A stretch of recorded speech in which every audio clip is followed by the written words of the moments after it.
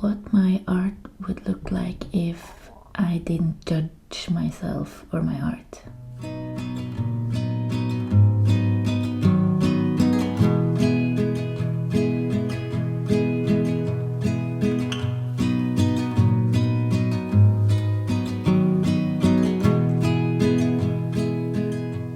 I don't think about it.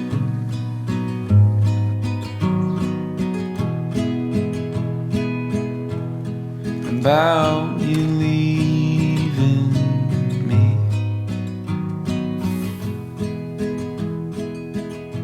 I don't know who I'd be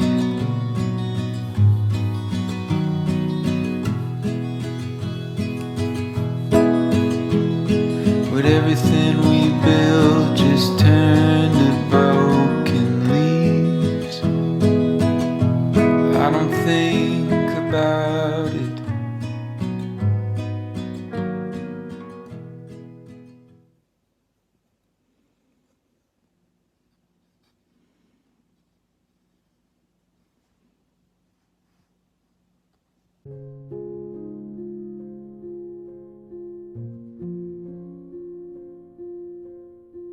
What kind of art would you create if you looked at yourself and the world with no judgment? No opinions, no views, no thoughts of whether you like something or not. Observing everything as it is. And is that even possible?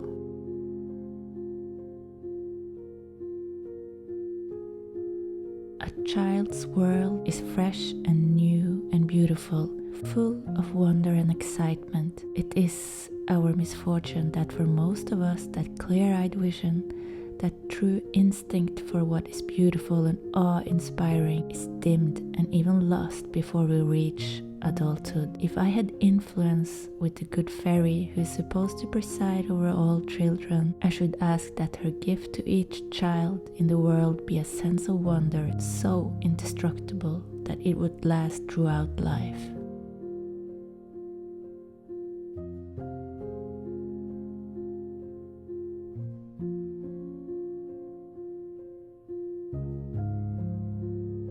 In Zen Buddhism, the concept of shoshin refers to having an attitude of openness and not knowing when studying, just as a beginner would. The term dates back to the 13th century but was popularized in the 70s by Shunryu Suzuki's book Zen Mind, Beginner's Mind. You might have heard the quote from this book: "In the beginner's mind there are many possibilities, but in the experts there are few."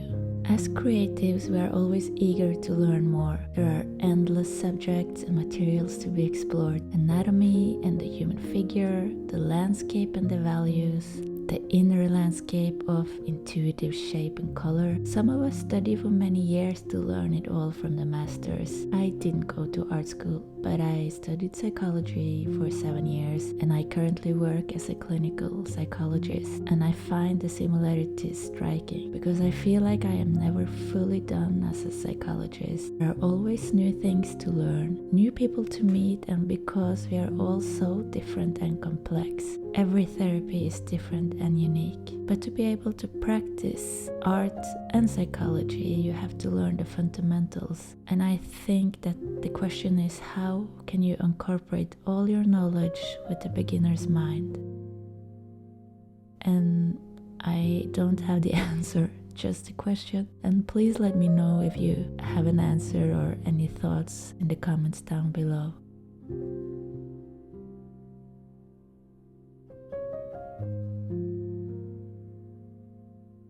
We bring so many ideas, opinions, and desires into every moment. Our views influence our relationship and the art we create.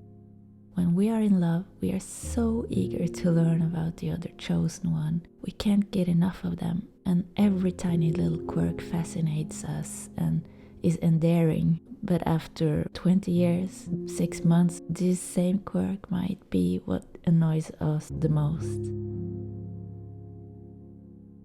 When we expect a child into our family, no matter how they arrive, we are eager to get to know who they are, and we assume how this child is as a person even before we have met them. The longer we know someone, the more information we bring into every aspect of interaction with them.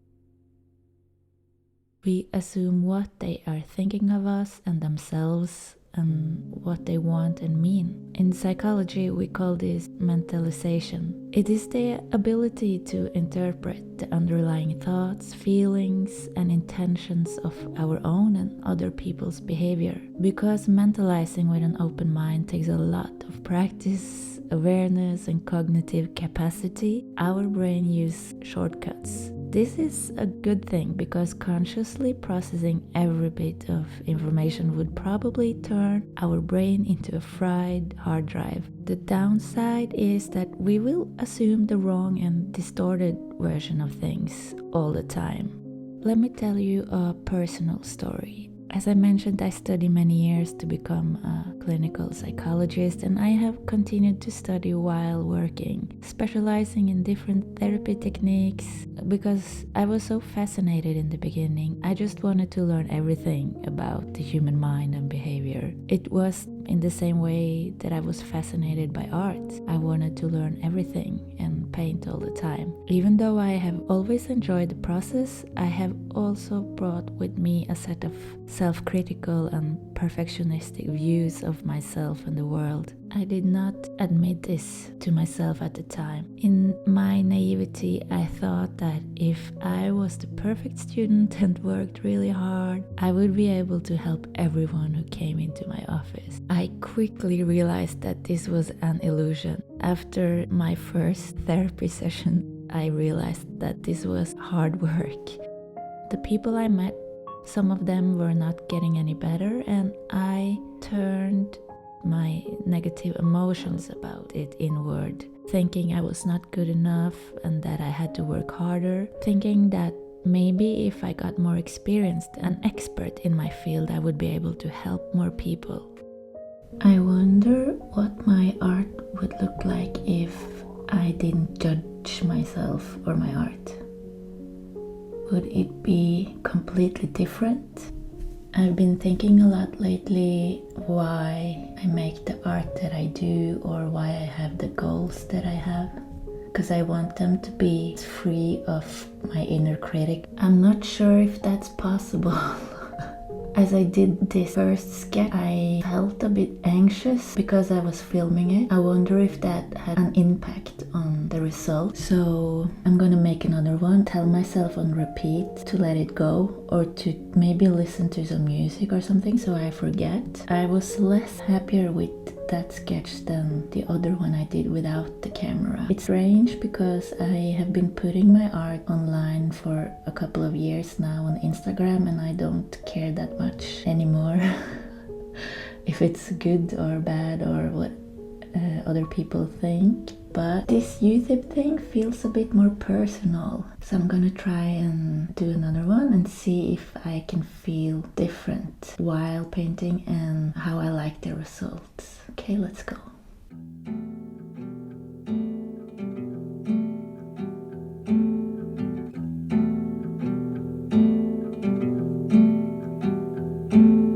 Hiding everything in life feels very frightening, and our life with so much that I longer don't know why even. So violent, my mind, every thought I have I'm dying.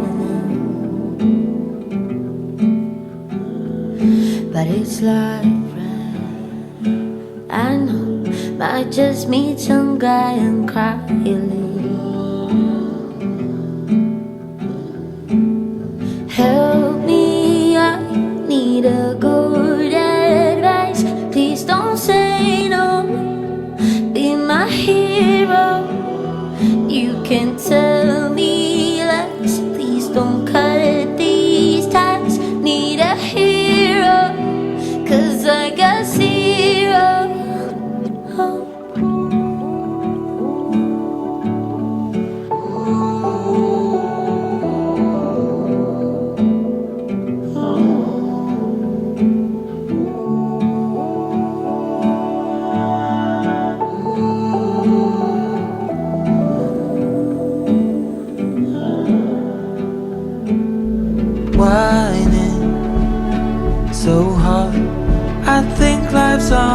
overwhelming, and it's hardly even snow, but I stay inside like it's the ice age. I need you to dry my face. Look how I behave, and all the mess that I made. But I did really do my best, breaking down my neck, and it's me to blame. Yeah, yeah. Help me, I need a good advice. Please don't say no, be my hero. You can tell me lies, please don't cut these ties. Need a hero, 'cause I got zero.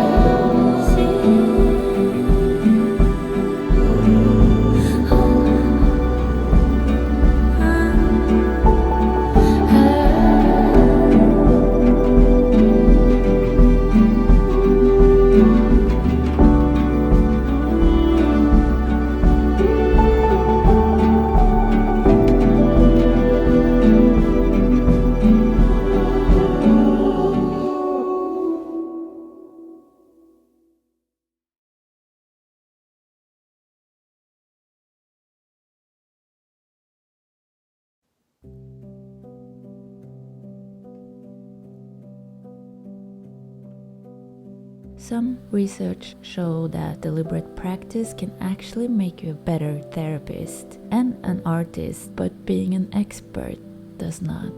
Some research has shown that it is actually the beginner therapist that is able to be the most helpful. And 10 years into your practice, you might perform worse, which is where I am now. I think I've been working for 8 or 9 years. So in some way it seems that being open-minded and understanding that you cannot know this other person fully just because you know a lot of theory is more helpful. And I think if you're able to combine this with not getting overwhelmed or harshly critical of yourself, then you might be able to be more helpful. I guess you need to have a theory about things to test out a hypothesis, but a theory is not the true objective answer. You do have a set of fundamentals going into your art practice and some idea of what you might want to create. You need a knowledge and some skills, but maybe the most important thing is to be open-minded and able to further work on your painting without getting overwhelmed by self-doubt and criticism. If being an expert is not the answer, then maybe returning back to the reason why. For me, it is the reason why I started studying psychology and art in the first place, and it is because I was so curious and fascinated with every aspect of the human mind and behavior and the arts. I just liked it a lot and I wanted to explore and understand. So I think maybe cultivating the beginner's mind can help us in our art practice. We can never unlearn what we know, but we can try to detach ourselves from it in the moment. It is just a piece of information like anything else. The world is not black and white, and it is as cliche as it sounds. It is everything in between. The curious child understands this intuitively, exploring everything that lays before them. So I think that having a beginner's mind does not mean not bringing your knowledge into the present moment. It's more about trying not to think if you like or dislike what you're doing or who you are with. I think it's helpful to remind ourselves, or at least notice when we are too judgmental. At least to me, it stops me from creating the art that I want to create. So yeah, maybe be more like a 2-year-old, but don't be exactly like a 2-year-old, because then I think the world would get pretty chaotic. Thank you for listening. I appreciate you, and I hope you appreciate yourself too, and go create something, because it feels good. Okay, until next time, see you. We just fall into each other.